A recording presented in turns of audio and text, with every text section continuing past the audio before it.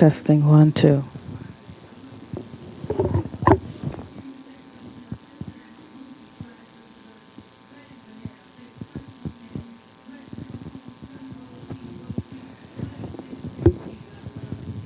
All right.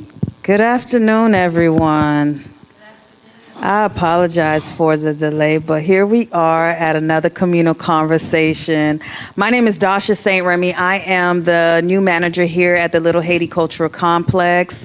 I am the moderator for all of the communal conversations that will be taking place during the month of Haitian Heritage Month.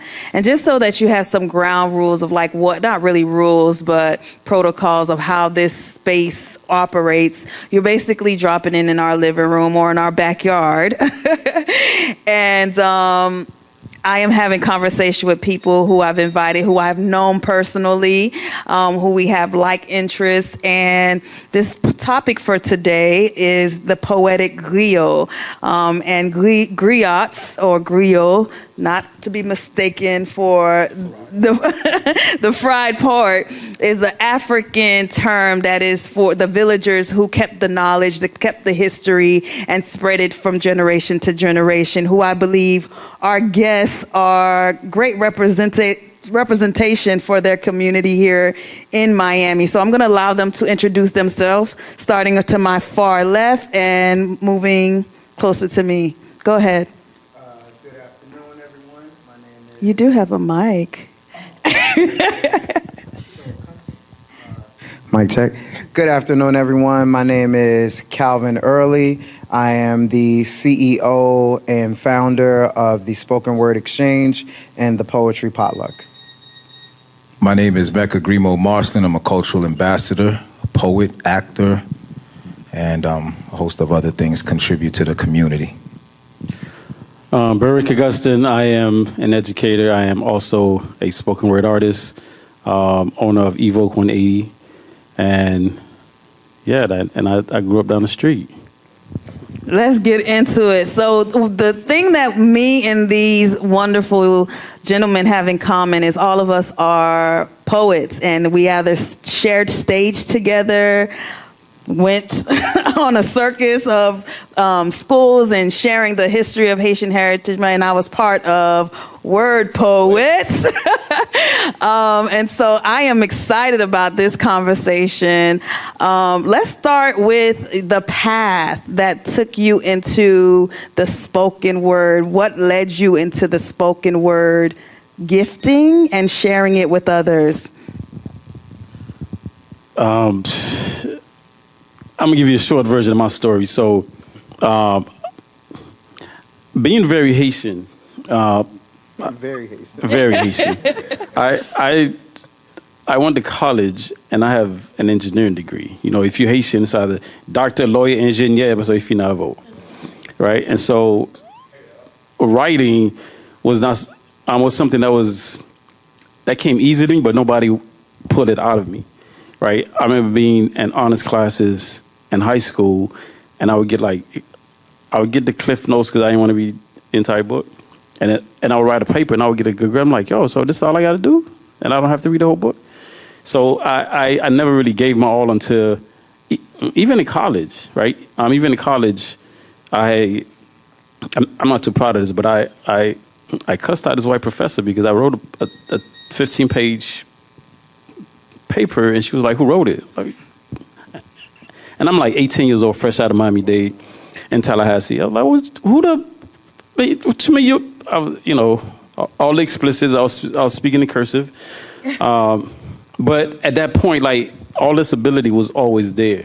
And it took somebody close to me passing away. And that's when I started I decided to write. I didn't want to talk to anyone. And everything just started coming out. So that was my road to putting pen to pad. Yeah, for myself, I would say that I was already an American, even though I was Haitian American, but we were trying to pierce the American hip hop, market. And so I think somebody told me, why don't you do something for your community? And I felt like the hip hop that we had they weren't going to really hear that because, number one, I was speaking about I was speaking in English. I wasn't speaking about anything that I thought was relating to my community. And so I wrote a poem. I said, I think they'll appreciate this poem about the revolution. And it just took that. It just took for me to just write about context about the Haitian Revolution, for me to hear screams and like, wow, like, you know, like I didn't know that. And I was like, wow, I was like this medium of spoken word, but because I was already rapping to music, and, you know, sometimes the music drowns out, you know, like what you're saying in the hip hop, you know, unless people really know the song. But we were unknown, so you got to make that impression. And I felt like the music was drowning out the message. And so I did a spoken word piece about the Haitian Revolution, and it got like it got more fame than anything that I had done in previous years. And I said that this is it. It's like people have to really hear the message. People have to really hear what you're saying. I didn't leave the hip hop alone, but I just incorporated the spoken word poetry aspect to it, because I felt like what we were saying was important and people were listening. And so that's how I started diving into the poetry spoken word arena. Okay. I would say, so I've definitely always had an affinity for words. Just even as a kid, I definitely always wanted to use a word that probably wasn't what everybody was saying. I remember one of my first favorite words was the word beverage. So instead of asking for something to drink or asking for juice, I'd just be like, you have any beverages? What kind of beverages do you have? And I was always seeking alternative words. I was always seeking to diversify my vocabulary. And I like language and I like speaking. And I emceed. Actually, when I first met Mecca, I was emceeing. And what started to happen with emceeing was two things. I didn't like the culture around emceeing. It felt very aggressive. It felt divisive oftentimes. It didn't feel very communal. It wasn't always welcoming. It was intentionally blood sport. Like, it was, especially when I started battle rapping, like that just took it to a whole nother place of just being unattractive to me. And when I would see poets, there was just a freedom to poetry, including the fact that you don't have to speak over a beat. A beat is very constricting. I have to be within this certain amount of beats per minute. I have to be on beat.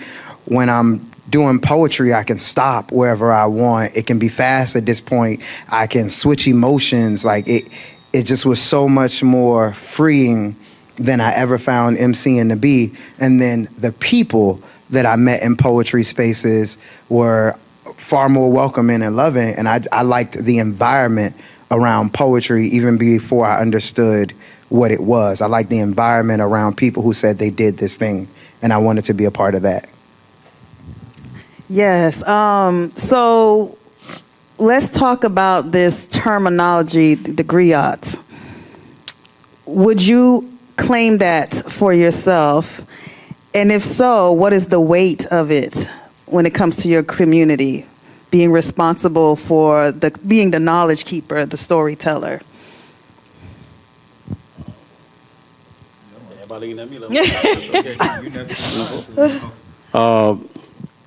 I believe that's it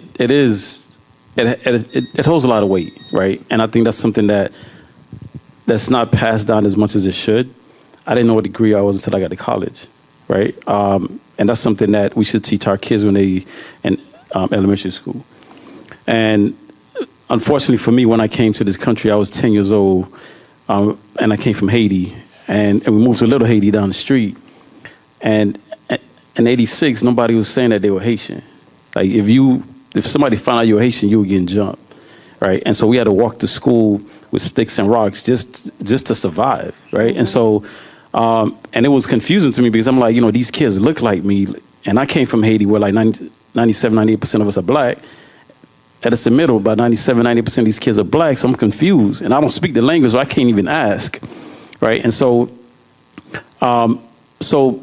fast forward, I asked myself, even in middle school, I was like, did anybody tell these kids about their history? Because I know my first 10 years in Haiti, they told us about the plight from Africa, right? And how they divided us, and how we ended up on this island, and so on and so forth. And I'm asking myself, like, what's the problem, right? And I say all of that to say, if the school system, which I work for about 20 years, they're not going to teach it. That's not in the curriculum, right? And I had all black teachers. The majority of my teachers were black, and I'm like, no one ever told us. And if they had, a lot of the lives that were lost, a lot of the gang activity, a lot of things that we went through would not have happened, right? So it's a lot of weight to it because we're saving lives and we're passing on the culture, and understanding that we are a people, a spiritual people, who our history have been passed down through storytelling, right? And I was just so I started teaching, and my first job was at North Miami Senior High School, Haitian Flag Day. So all these kids walking around, drip Haitian gear, and I asked this 10th grade, I said, "Do you know who Jean-Jacques Dessalines is?" And she goes, "Isn't he like a compas singer?" And so as an educator, I was like, in the classroom, I decided to write this book right here, this bilingual book, The Haitian Flag, in English and in Creole, just explaining like what that was. And so that started like a whole series of just me writing these basic books, historical information to pass down to them, because, and Broward County schools ended up, I'm buying some, Dade County still tripping.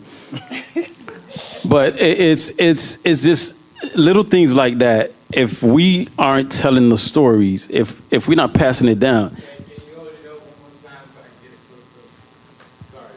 Nah, you good.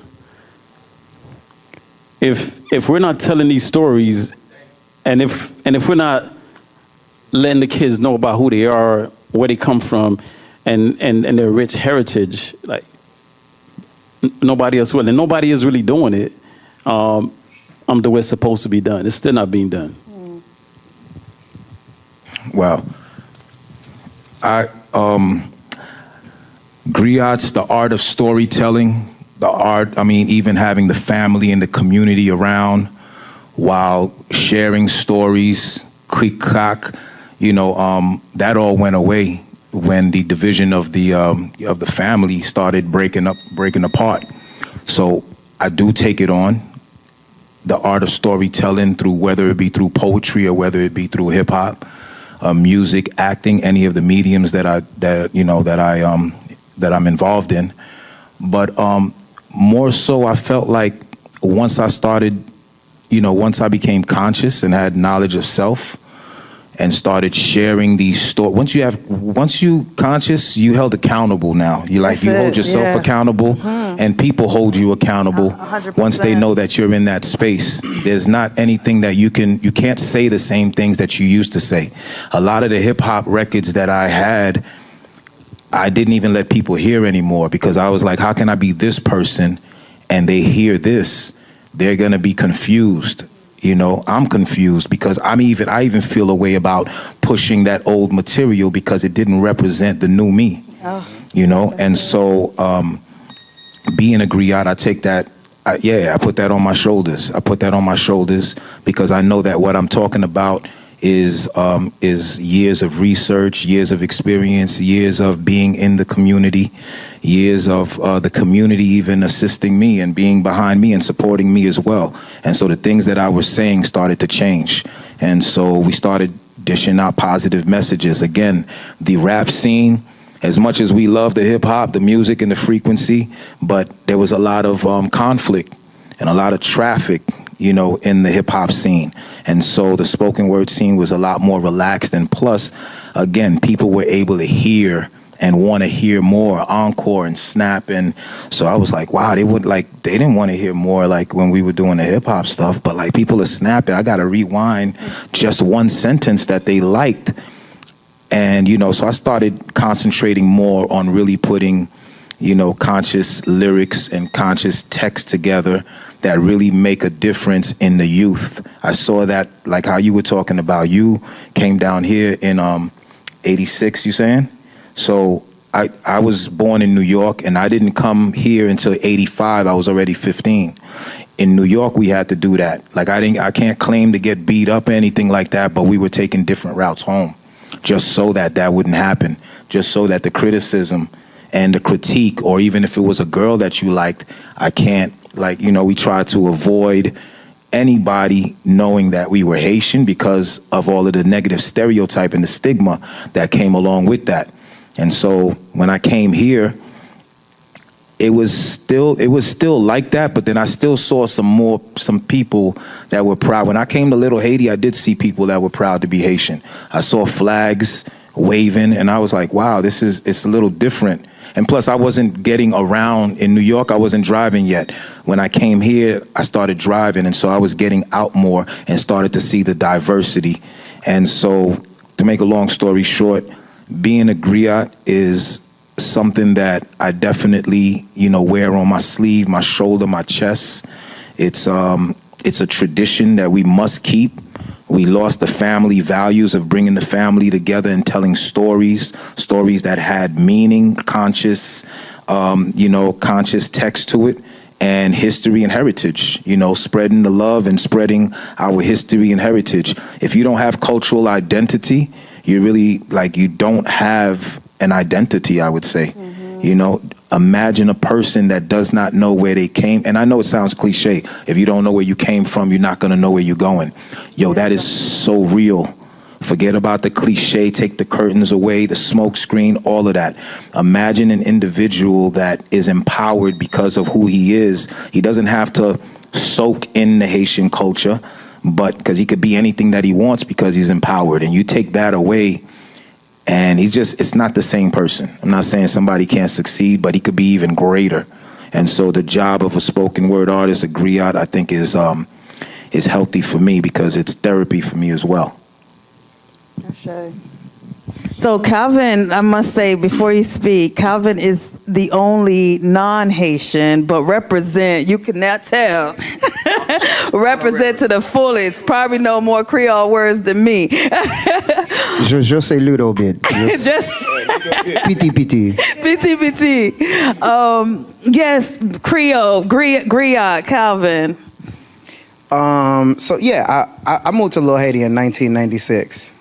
I moved to Little Haiti with a lot of preconceived notions from a lot of ignorance about what I thought I was entering into, which definitely added for at least a year of confusion about Little Haiti and Haitian culture, at least. And the learning process was amazing. I understand a griot as a storyteller to historically be the work of our elders. One of the things that has been a service for me, for myself, is to understand eldership at all stages of life. If I am 20 years old, I am an elder to the teens around me. I am an elder to the small children around me. At every stage of our life, we are someone's elder. So I don't have to wait until X age to consider myself valuable in that way. I don't need, X amount of years behind me to have a story worth telling. In the poetry community right now, I remember the first time somebody jokingly called me Unc. And at first it was like, not like offensive, but it was like, wow, like I'm too young. But then I thought about it. Well, yeah, that makes sense. I've been literally actively involved in the poetry community in South Florida since 2007. That means I'm coming up on 2 decades. That's a valuable amount of information, even if just about this specific subset of our culture and our city. I know stories that you don't know or somebody doesn't know coming onto the scene that are new, that's valuable to tell them that history. And I think that it's necessary, even more so right now, for us to lean into being griots, each of us, as we live in an age of fake news, as we live in an age of oversaturation of information. It's so easy to falsify things that I don't feel like anything is ever going to be as true as the one-to-one conversations, as getting anything directly from the horse's mouth. So we should always be sharing the stories, even if, you know, people aren't. I have a good friend of mine who grew up in Little Haiti who tells his story, all of the hood tales. Tells his daughter all of the hood tales of Little Haiti. He knows all the hood tales. She knows all the information and who did this when this happened. And at first I thought it was really funny that he would be sharing this with her. Even funnier that she could reiterate all the information. But then I thought to myself, I don't know how, but in 10 years that information is going to serve her. I have no idea where it's going to resurface or why it's going to matter, but somewhere in her life that information will resurface because she has an understanding of this community that not everybody does. And it's from a one-to-one account of her father. And he told her something that will matter later on in life. Information will always come back around to serve us. But you know, an interesting thing about what you said is that that's everybody's job, right? I don't want anybody to hear this and think that they got to be a poet, right? Because everyone has a story, right? And especially parents to students. I used to encourage parents so much to tell their children their stories. And in our Haitian community, our parents, I don't know if it's because of pride or whatever it is, they rarely tell us what happened or how their plight were in getting here. And there's so much value and wisdom in that, right? And so there's this big divide and there's this generational gap that could be closed by just having these type of conversations. I remember when I was going off to college, like my mom set us down. She set me down. She was like, and she was like, she looked at me in my eyes. She was like, you know, your dad and I didn't have education past high school, not even graduated high school. She was like, and she started crying. I'm like, damn, why are you crying? Like, and she like promised me that you're not gonna come back without a degree. And that conversation, and a couple of things that she said after that, it was so many times that I can count, at least 4 or 5 times, I'm in tally, and I'm ready to just like, man, I'm going back home. And that moment flashed. And I was like, nah, like I promised her. Right? So just telling your kids your story is valuable, right? So whoever you are, whatever it is that you're doing, if it's not your child, I don't know, your cousin, your niece, speak to them because it is gonna come back. I just want to say real quick that if we don't tell our story, then somebody else is going to tell the story for us. Exactly. And it's it's time for the lion to tell his story and not the hunter. And so I think that, you know, being griots, that keeps the tradition and keeps the facts and the truths intact and pass it on down from generation to generation. I wanted to follow up with the intergenerational conversation. One of the things that I remember, and I grew up here in Little Haiti, Sable Palm, the projects. That's not that. Can I tell you, that is probably one of my most memorable experience living in the project of Sable Palm. That was like in Little Haiti, but in there it was like Haiti, yo. If you grew up there, that was Haiti. Like you go across, like people be in the middle of the you get everything. You get your tablet. You get your what is the icy thing? Confit. Oh my God! All of that. It was the best time ever. So shout out to the projects of Sable Palm. But I remember the way that my grandparents used to communicate back home. My parents also coming in late 70s. I was born in 81. My sister was the first to be born. And the first thing my father purchased while he was here was a boombox. Still have it. It's broken down. He refuses to get rid of it, and I'm glad. But I remember that boombox sitting in the middle of the living room, and anytime he would come back, he would have this cassette. And this is how we would hear my grandparents share what was happening, what they needed. And then they would then record. My mother, because my father was the one going back and forth the most, would record or have us speak into this recorder just so that they can hear us. Before there was FaceTime, before there was WhatsApp, you get what I'm saying? And so the importance of, we are, we have it in us. We've been doing it, right? But it has transformed in many ways. And so my idea of archiving this legacy of freedom, right? How do you do that? How do you live that out, even for yourself? And if I know some of you, I don't know, Calvin, if you're a parent, but how do you live that out for yourself, given that you all, number one, black men, come on, let's give it out shout out to the black men, right? Yes, we are here. And I know, I've seen you all raise children, but how are you doing that for your family? So the blessing of my daughter's 14. The blessing of the time that we living is everything is documented. I mean, we will have to worry very little about them being able to find out everything that your parents were able to hide. You can't hide underscore. You know what I mean? Like how we just said, somebody ran across the street and like knew you by a past life. If we weren't mindful in the earlier part of our lives, our children at some point can go find out whatever you don't tell them. Mm-hmm. It is to your advantage to have a conversation, because you can no longer hide all of these things from them anyway. There are photos, things are documented. My daughter followed me on social media, so I mean, I don't have anything to hide from her.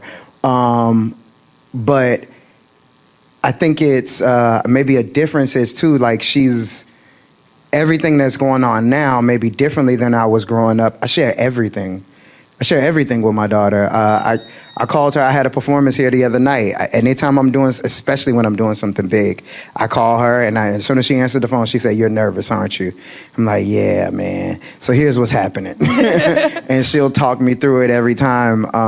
There's nothing that I do that I'm not sharing with her, or sending pictures, or saving things in a folder. She has passwords. She has a password to a Google Drive and an account, so that like you don't have to guess whatever. Like if anybody's gonna sell all of my material and I don't get it, it'd be her, because you have access to everything, because I want you to. I don't want you to have to search for it or have to find me or anything about me. I want you to know where it's at. Yeah, that's great. I would say the beauty about my journey is that when I was coming into the knowledge of self, my kids were just being born. So this was all happening simultaneous. I was gaining knowledge about, like things that you say, affirmations, things, the power of the tongue. And I was carrying them with me, to the events, to the Haitian Heritage Museum. You bear witness to that. That's where I was, every spoken word event that I had, if the kids can come, I had my kids there, small, bear witness. My daughter was born in 1996. My son was born in 2003. So if we're doing the math, this is like they're as old as, I did a shift from the American market to the Haitian or Haitian American kind of like scene, where I wanted to serve my community more directly. And they were with me every step of that way, so they grew up into this. And now they have friends of theirs that their parents are telling them about a guy named Mecca Grimmo that you need to look up. And when they look me up, and then they see my daughter in the picture, and then so my daughter always sending me snapshots like, "Is this your dad?" Like, 'cause my dad's telling me about a poet or a hip hop artist that really used to go hard, or was on Wyclef's label and used to really talk about IET, even like 20 years ago. And you should look him up. And my dad is, and then my daughter's like, "Yeah, that's my dad." And he's like, wow, like it's you would think there's a disconnect, but it's real important to leave a legacy, because like you said, this stuff follows you, and it's documented. And besides it following you and being documented, it's, for yourself. I think that for the community, it depends on who you're serving. You know, I do serve, you know, I would like to think that I serve the community. And so everything that I do has to really fall into place. There can't be any conflicts. There can't be any confusion about things that come out of my mouth, how I dress or how I portray myself, even my behavior, what I do on the outside, because my children are watching, the community's watching. Oh, another thing also that I cannot forget, once I dove into the Haitian culture, my parents were very proud because I was saying stuff that they didn't teach me. So they were like, where did you, and I was saying stuff that they didn't even know. So I was teaching them also.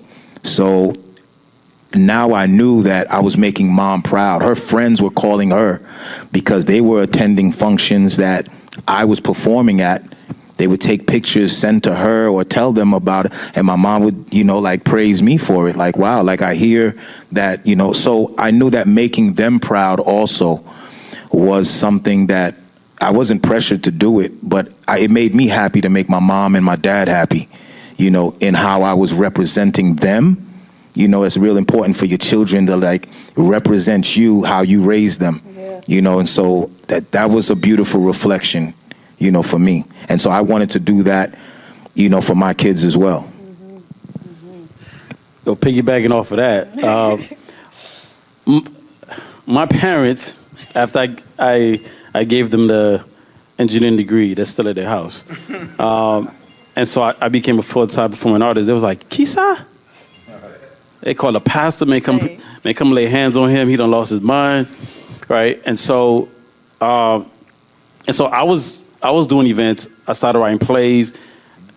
I remember one particular play that I did here.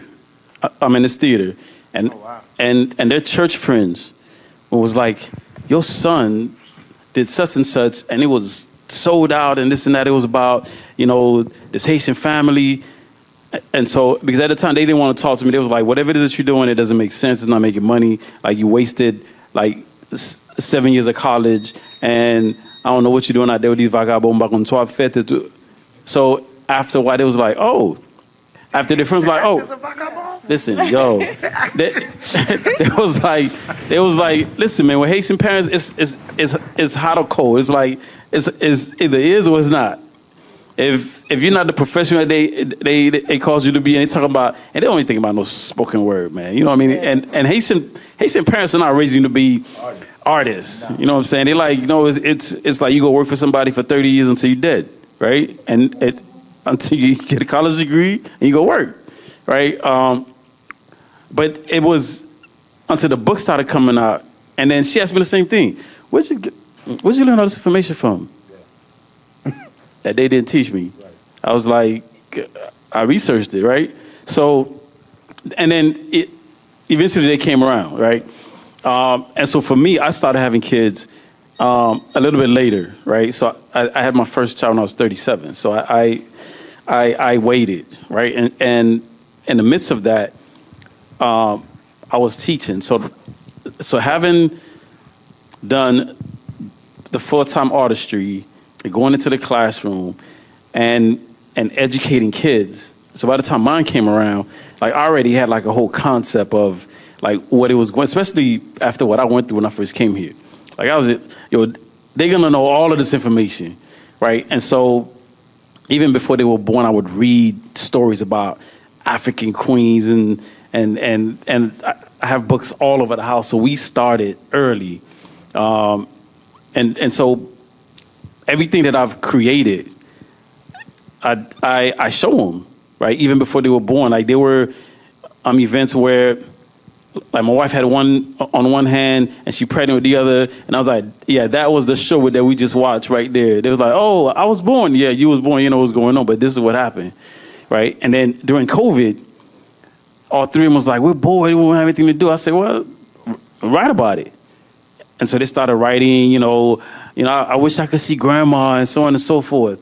After COVID was done, I put it together and I was like, okay, so now you guys are authors. They know what you're talking about. So I published it. So they are published authors at the age of 5, 7, and 8, right? On Amazon and all. So now they walk around like, and every time they sell something, they get maybe like 40% of it and the other 60% we put into this account. Like, why? I said, because you'll think me later, 20 years later, this account is going. So I'm teaching them all of the things that I didn't get a chance to do, right? And so that's for me. It's more than just the information. It's the practical living out that information that I do my best to teach them every day. Yeah.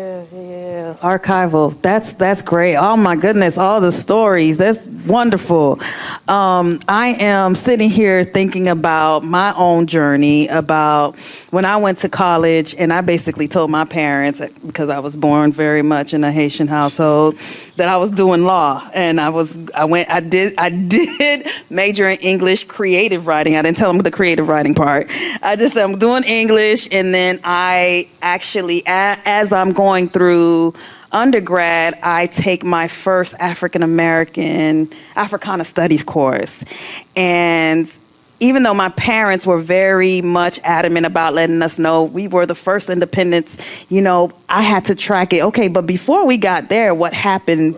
What was the voyage even back? And for me, learning about our African way was very important, because the point of entry for me, which was always problematic, was slavery, right? Being enslaved people. And I had to learn about the kings and queens, the dynasties, the orishas, the gods and goddesses. Like, I had to learn about all of that so it can make sense. How have we come here in this place? And then I'm talking about here, even in Miami. And I'm sharing this narrative to also journey with me in this question, in this inquiry around not so much the weight, but the legacy of how we get here. Like, why are we here, right? I do believe in ancestral spirit. I do believe that we are called forth to be, just like in African tradition, a child is born into a community, and they actually know before that child is born what they will be for that community. You see your child. My parents, even though they did not want me to be the artist, Tiati Slari, right? They knew there was something different and special about me compared to my siblings. And so what is our responsibility as storytellers, as Poetic Griot, to hold the community accountable to the narrative that needs to continue to be passed on to generation, knowing what we know, being responsible for what we know? I would say the responsibility that I would say I've taken on is to provide opportunities for learning. I really do believe in the concept of you can lead a horse to water.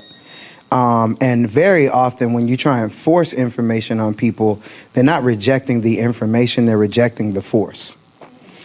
Or the messenger, depending how. Or the messenger, right? Mm-hmm. And so if you provide a space that is welcoming of you to come in, and the things are here. They're here. You know what I mean? And it might be that somebody else's, say for example, we do something called, at the Poetry Potluck, we have our anthology of quote series. And we print out quotes from, right now the series is focused on Black icons of literature and poetry.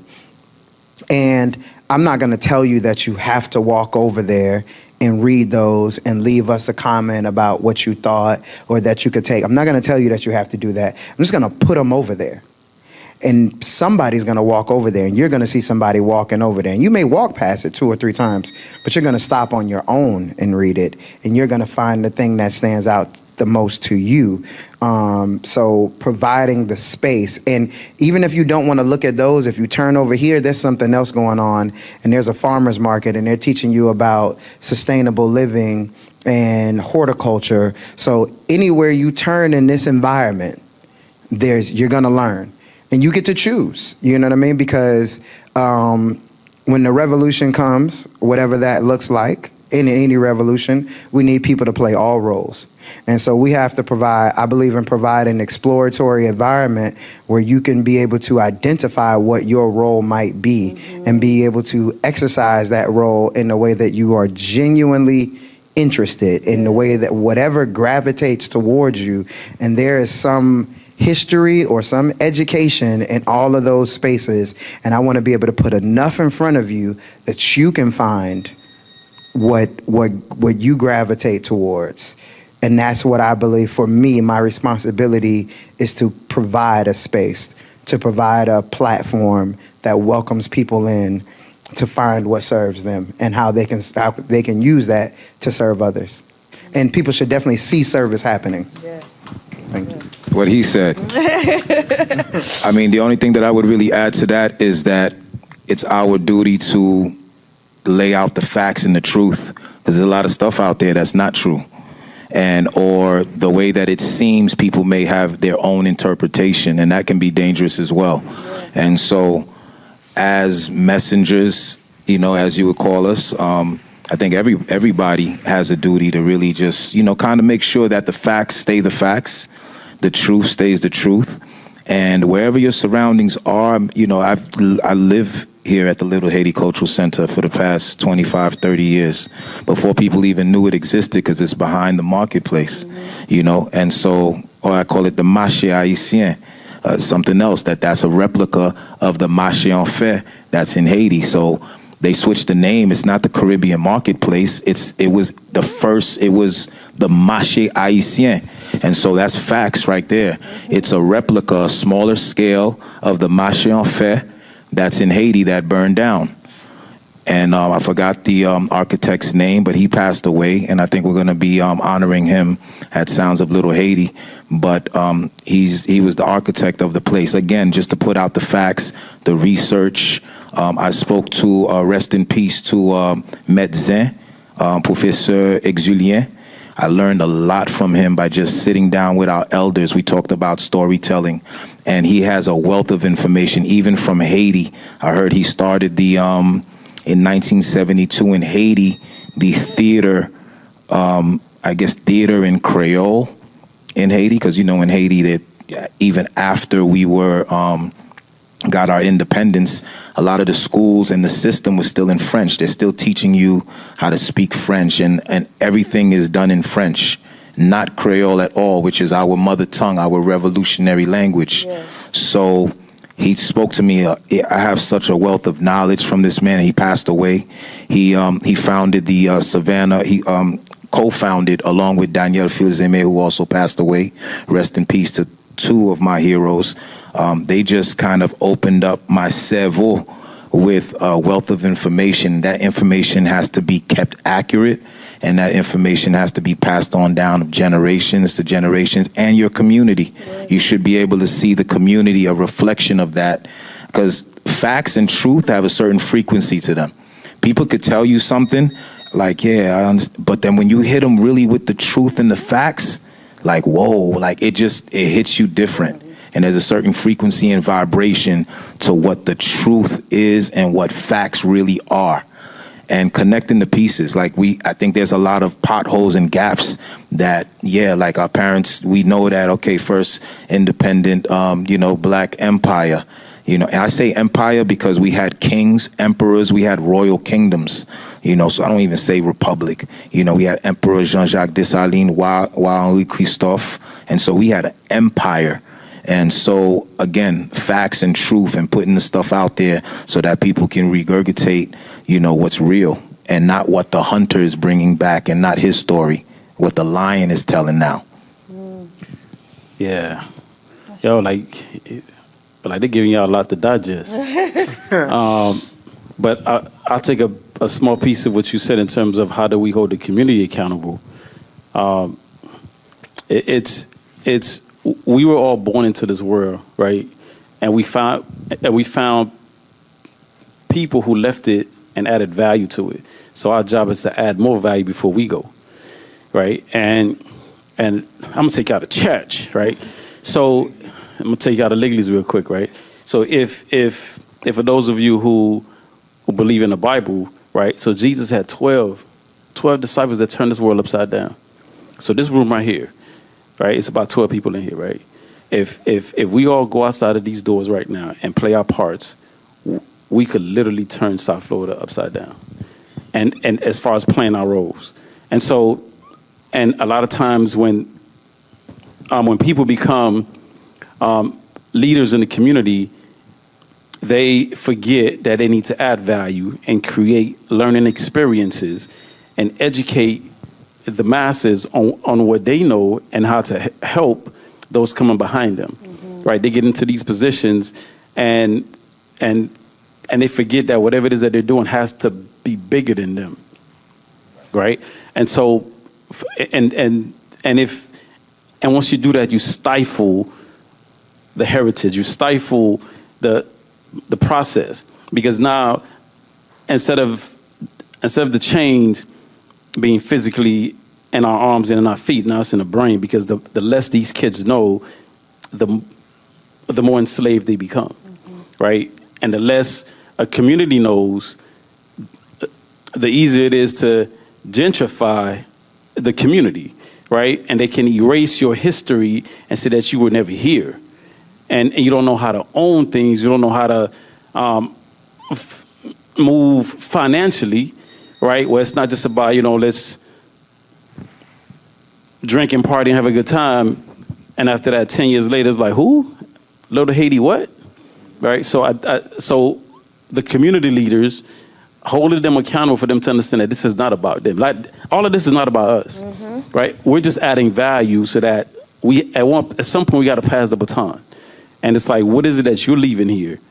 Everybody in this room, what are you leaving in your circle of influence, right? So that's, for me, that I think that piece needs to be more to the forefront, so that each and every one of us know that, like, we're here on purpose for a purpose.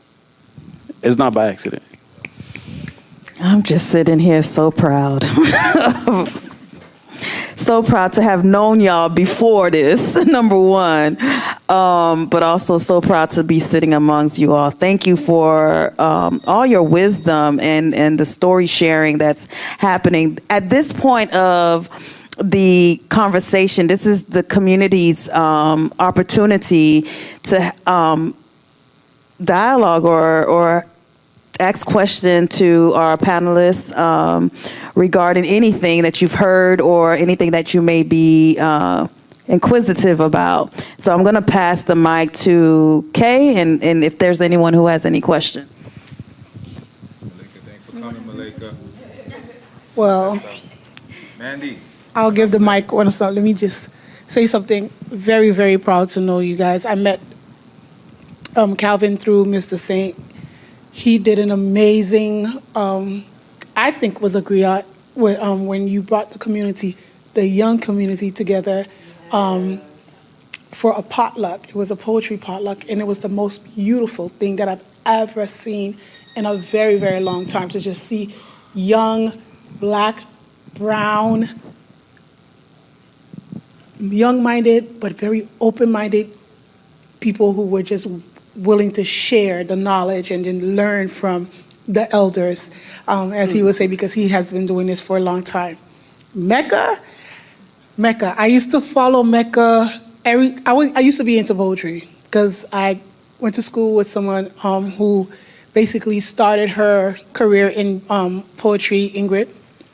We went to St. Mary's together, graduated and everything. So she started this poetry thing, and what is now the district, there used to be like some, little clubs and whatnot. Yeah. And Mecca used to come in, spit some rhymes, and then he would do poetry. He's like, which one is he? Is he a rapper or is he a poet? He was still figuring it out. But the funny thing was, when Mecca would represent him being Haitian, and I think the pride, we were already getting the pride, like with Wyclef, because the Fugees had came out, but that extra added pride in the 90s was just like so overwhelming in a good way, because you don't find, because like Berwick was saying, back in the 80s and 90s, it was a fight, just because you didn't speak like them, but you look like them. You just didn't speak like them, and you had a different culture, and you had to always defend rumors and stuff like that. But just to see another a Haitian, just so proud and so talented, that was all for me. And then ever since, came back here to from DC, and I could say that Mecca has been like a pillar of the Little Haiti Cultural Center, a pillar for the Little Haiti community, and I'm very proud of you. Berg, I met through Mr. Saint. Saw some people like posting stuff about him, but I really didn't know him, and so on and so forth. However, I did know he was an educator at North Miami because my cousin was an educator there also, and she knew you. But she was like, "Oh my God, this guy is so talented." Her name is Nancy, or then if I want to say her name, sure. But he's a very educated and talented young man, and it's so important for. Yes, we're holding the community accountable. But you guys also hold yourselves accountable, and that's beautiful because not a lot of people want to take that accountability. Not a lot of people want to be able to speak life into the young kids. And speaking life is not just saying, oh, you're beautiful, or you can do it, but speaking life and making them remember where they came from, and that is so important. We're not just Haitians. We are Haitians, descendants of an African nation, right? A whole continent with a whole empire in different parts of that continent, a whole continent bigger than the United States. I don't care what they say. Bigger. The Americas, way bigger, right? So it's just like, thank you. Thank you to all of you, Mr. Saint, for this platform.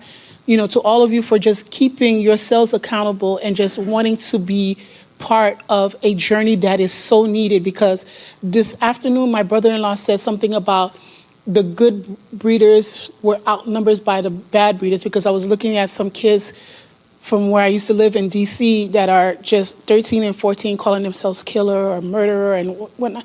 And I wonder if they had people like you in their element, in their community, would they be these kids today? Would they be, it's scary, but I know that there's another group of people like the ones that Calvin brought through for the poetic potluck that will be doing something great, not with only with their children, but the children that come around them. So again, thank you guys so much. Thank you so much. This is so good. I known Mecca for I think I met him through Soulflower, right? And through Kimani. Kimani's in Georgia, by the way. I don't know. Oh. But he wants to come back. So, and I saw you like 2 nights ago here. And I'm like, man, this man is so powerful with words and just the way that you express yourself. It's all theater, too. So, well, with me, I have to say that in the year like around 2004, 2006 or something, I engaged myself with a Haitian man, and I lived in Little Haiti for approximately 2 or 3 years, and I was a substitute teacher for Oak Grove Elementary, and Little Haiti became so much, because I'm Cuban, but. Yeah, and they say that, and here, she's an artist, Rosie, a Cuban as well. I've enjoyed both. Yeah, she's like, thank you. Yeah, thank you for bringing me. But, it makes me cry because they say, oh, Cubans and Puerto Ricans are a flock of two feathers.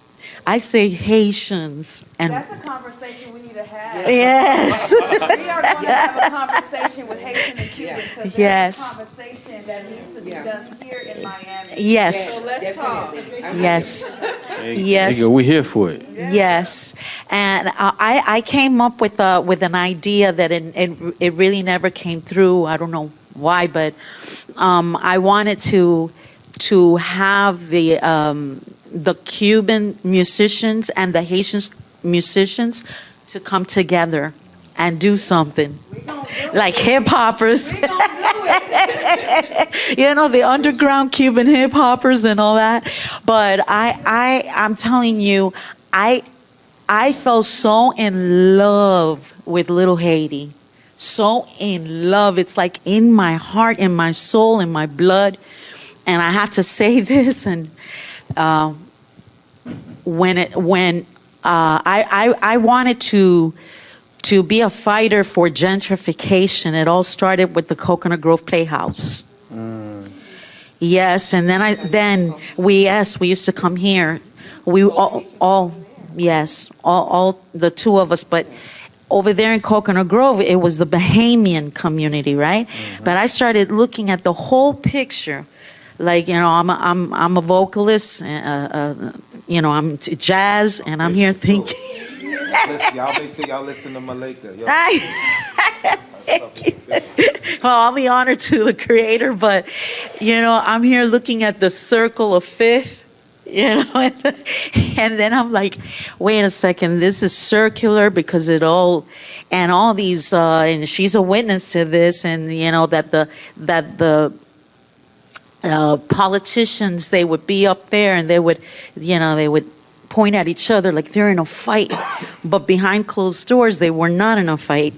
You know, so I said, wait a second, I'm just gonna open up a movement called Save It, because I started seeing that the whole 5 districts of Miami were being gentrified. And then I said, but wait a second, Little Haiti is the most gentrified of them all. And it turned out to be that I didn't know that there was a Haitian mafia here, that I got threatened. And right in front of the, it hurts me, okay? It hurts me, but it was in front of the city hall. And I just have to say that, you know, I see so much power in the Haitian community. I mean, come on. You were the first ones, right, to have independence. But then I see all this gentrification, and with all due respect, because it's all 5 districts that are there are a lot of ourselves, like Cubans, that have a status. It's not about so much the color, it's the status. They are, exactly, class status, and they're being sold out to the globalists. And the globalists have the mindset of a Marxist and the heart of a capitalist, but they don't want you or I to have that capitalist, you know, that capital. So it just pains me to see. Say something. Better say something. It just pains me to see all that's going through here. It pained me to see what she, you know, was with me all along, and she even recorded me in the city hall when the Haitian community and the children were there. I mean, they brought the children there to tell these monsters, these demonic entities, don't do it, stop. You know, and there were people from churches, pastors and everything, but watch out with the pastors that were sold out in this community. Watch out with them, because it was a line there how I got how do you call this, threatened. But we just need to come together as a community. We have to stop the division. We have to stop this thing, you know, that, oh, because you're Haitian, I'm Cuban, and you're American. And no, we have to stop that, and we have to do it with art. Yes. We have to do it with arts art. And culture, for sure. Yes, with all art and culture. And I'm going to say this, and I know that many of you may not like what I'm going to say. But you got to be careful what you put in your museums, okay? Because I'm Cuban, I know about the revolution. And Fidel wasn't a good revolutionist, okay? I remember telling this young Haitian artist in the museum, you know, oh my goodness, you're Cuban, oh, Fidel. I said, listen, Fidel, you don't know who Fidel Castro is. Fidel Castro went to Africa not because he was against apartheid. He went to help Rockefeller take the petroleum from Africa. And he's like, what? I'm like, the thing is that you are being propaganda. what is facts? You don't like to hear it, but it hurts, right? But we need to really, really watch out, because there's a lot of propaganda that, that comes through. And that is what comes with the gentrification of our communities. But if we just get together, I don't know, to put, the hip hoppers. I see hip hoppers. I've always seen, underground Cuban hip hoppers getting together with the underground, Haitian community, and hip hoppers here, doing it here, and just that is a revival. That's how I see it. It's through art. So I just want to thank all of you, for you guys are, to me, it's like it's a favor to be here. I loved what you said, my brother. I really do, because I'm into the education system. I'm still there, and I'm seeing a lot of immigrants, children that I have to deal with. And they're in pain, because they're like, I don't know English, I don't know how to speak the language, and you have to like really love them. So I just I love Little Haiti, and I'm never gonna get out of Little Haiti, even if if the mafia. Yeah, I'm strong like that. So Mecca, keep on doing your thing, right? Maybe one day we could do something. Overdue. Amen. I love the glasses. My mom was wearing glasses that style in the 60s. Oh, yeah. Yeah, for sure. I don't talk that much, but I like what Mecca said about the words, the poetry, because he started with the hip hop, and then you said the words were important and people were listening. I like that very much. I think that's very important. For people to listen to the words. And for you, the educator, I remember when you started saying that they teach the history. Yes, I went to school here. I've been here all my life since 1961. I was 6 years old.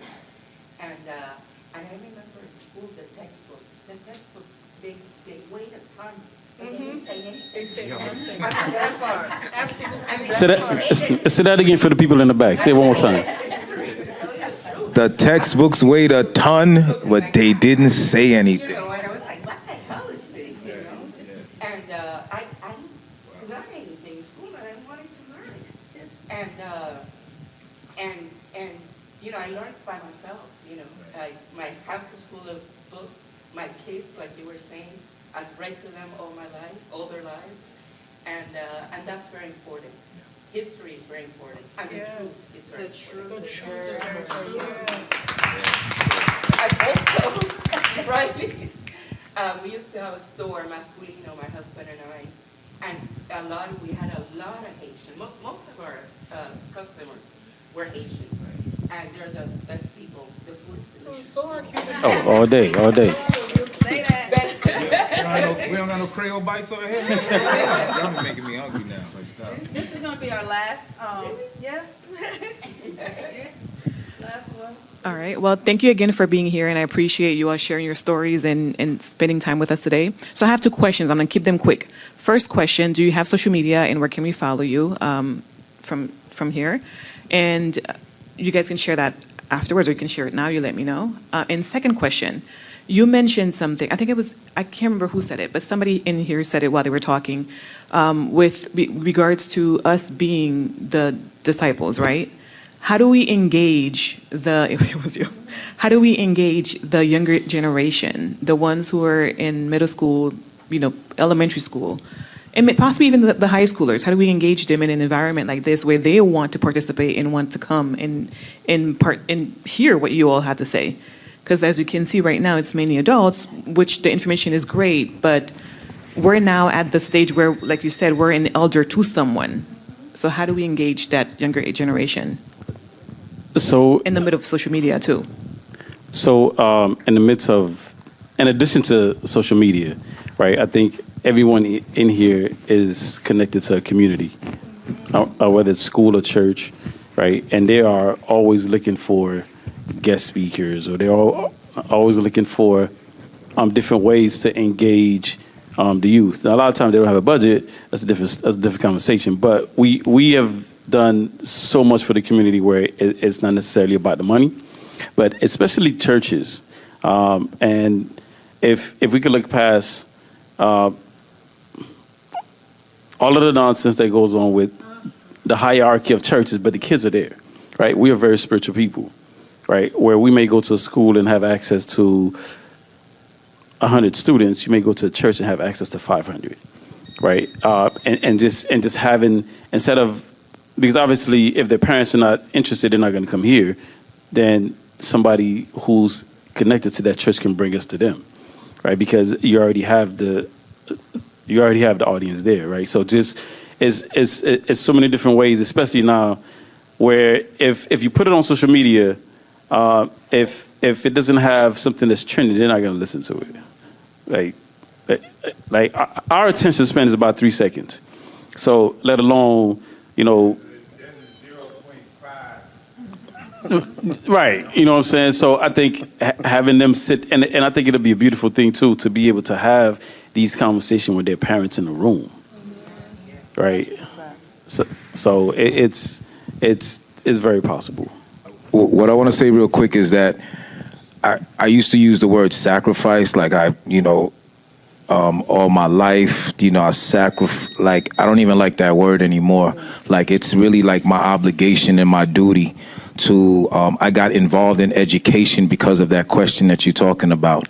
So I got involved in the system and even involved in after. I love the youth and sharing that information so much is that I run an aftercare program as well. So I'm around the youth again, trying to share that knowledge and taking the information that I have very seriously in the midst of Black history being taken out of the schools at the moment. We have to be the lion, and not the hunter telling, a story that's fictional. So even the culture, we started a nonprofit organization. I'm just telling you things that when, that question, we have to involve ourselves. We've got to engage the youth, like you're saying. I really truly believe that. At first, I was just performing. Then after that, I was like, how can we engage the youth so that the next generation is not just one of me, like it's 100 more. And then after that, it's 200 because they're feeding the next generation. So I started a nonprofit that facilitates cultural workshops. That could be poetry and paint. That could be, different things, painting with a purpose. I used to do Poetic here for the past 9 years. And so we were reaching out to youth and trying to get them engaged in what we were doing, building that connection again so that there's no gap. I think there's a little gap in the system where ourselves, we were disconnected from our parents. Our parents didn't want us to be artists because all the artists die in Haiti poor and not successful. They have fame, but they can't build any financial, empires or generational wealth. And so they didn't want me to be an artist. They didn't, realize like the system that's here. I didn't understand what I was getting into myself either. I really had to plant my feet and change my course. Instead of being like something where I'm not around students, I really was wholeheartedly felt like I needed to be around the youth and be an educator. That's how I would have hands on them, aftercare program, the nonprofit. I do a lot of workshops here also. I'm fortunate enough to have the Little Haiti Cultural Center that, really cradles. As a matter of fact, Milu has come to my summer camp before, taught the kids how to screen print.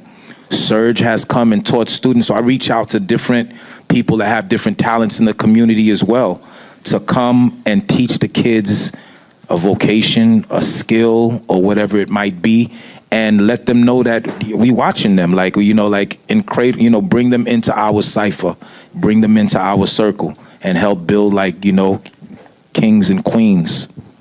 Yeah. Can I offer some? Yes, please. To offer you something, I guess practical. Start with trust. First with the children who trust you. The children who know you, who are aware of you, the children who will take less to convince, the children will tell other children. And in addition to that, find people who the children trust. So you may not always be the vessel, you may not always be the messenger, but you may have the message. A lot of what moves children is trust.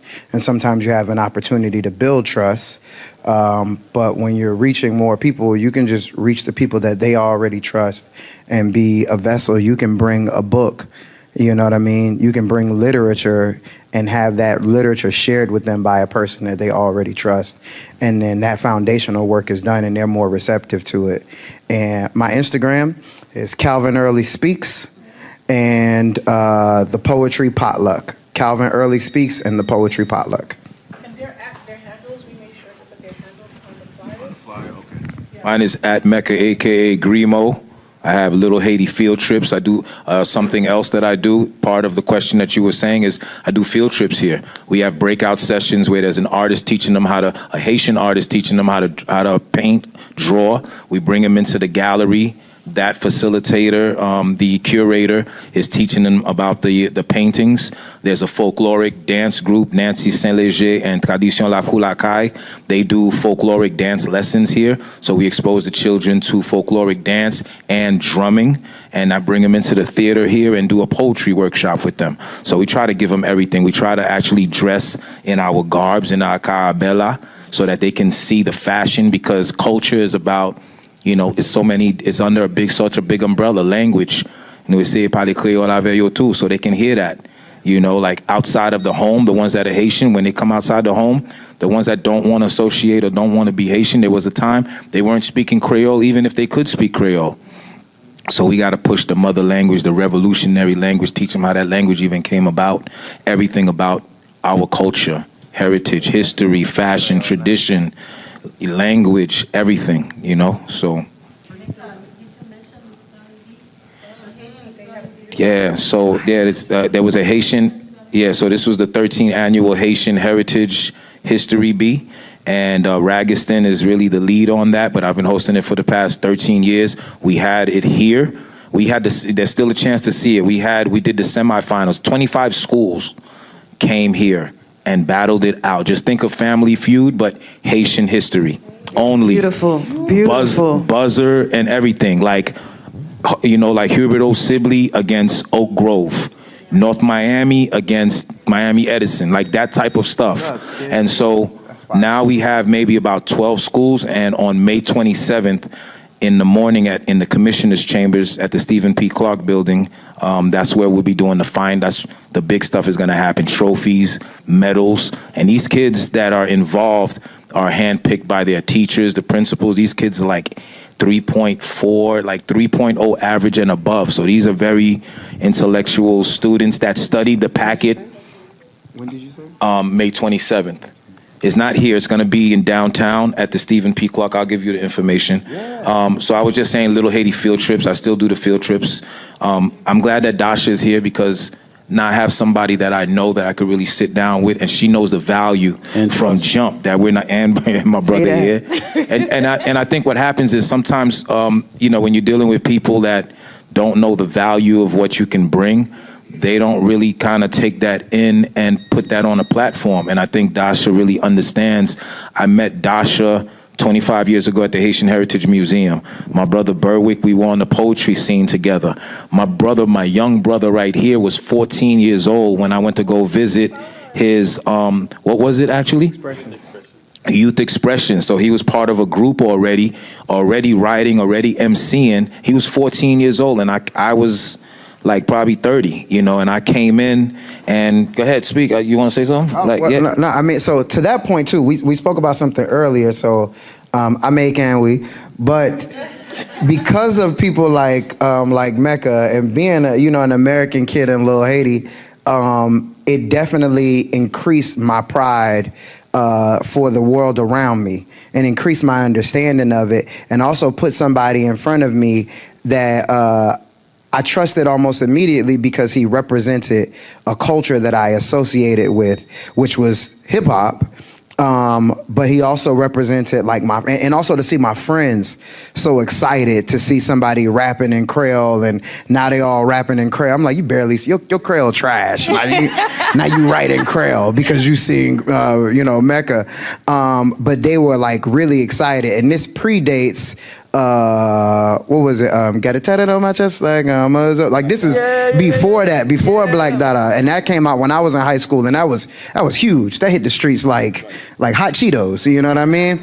But it was you're right. It was really big. But this is before that, and it increased all of our pride, and you started to see it show up in our music and all of our writing. All of us. Yeah. At Berwick, Augustine, that's the handle.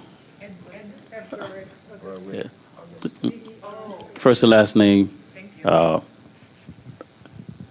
Maybe that's it. Listen. That's it, we. Banana pickles, kunya. Banana pickles. But one of the things I want to just say to these gentlemen sitting here is the other thing is the consistency. You know, the reason why you are sitting here is because you have been consistent. I have watched you. I have been with you. I've journeyed with you. I mean, I know myself. I have been consistently who I am, even when people told me, you can't be that. How dare you be that? And so I am honored to sit alongside you and see you journey and still be here doing that very thing. Listen, Dasha, stop playing. Y'all could clap that up. But listen, imagine a young poet that really didn't know her way, and now she is the manager of the Little Haiti Cultural Center. Big ups. Stop it, okay? You stop that. You were like a little girl, came into the fold. I was wearing we looked at you. Shirt. Yeah, that's how we used to dress, because we were like full ensemble. We didn't just want to talk about it. We had the straw hat. We had the carabella, beads, whatever it is that we could show our pride. We wanted that to transfer to the youth. And, like I meet kids that were in 4th grade, and they're like families, already degrees, and they're like, I didn't see a Haitian flag until like you came in schools in 1999 and was performing. And now it's a little difficult to go into schools and performing because of all the stuff that's happening. You got to have access, background checks. Back then it was a little easier. But I want to say that May 24th, I'm going to be hosting Heritage en Color, the only Caribbean museum. Mandy Laguerre is here. It's in Broward. And so Island Space Museum is at the Broward Mall. If you've never went to the Broward Mall, there's a museum, a Caribbean museum in the Broward Mall. Oh, wow. Mandy Laguerre is there. Khalib is there as well. She runs it. And May 24th, we're having something, Heritage en Couleur. And I'm hosting. I just wanted to put that out there. That's what's up. Thank you all. Thank you for coming to yet another communal conversation. We have 2 more in the books, 2 in the books and 2 more to go. My name is Dasha St. Remy, and thank you for coming, and we'll see you next time. Bless up. Thank you all. Yeah. Definitely. Thank you for your ears.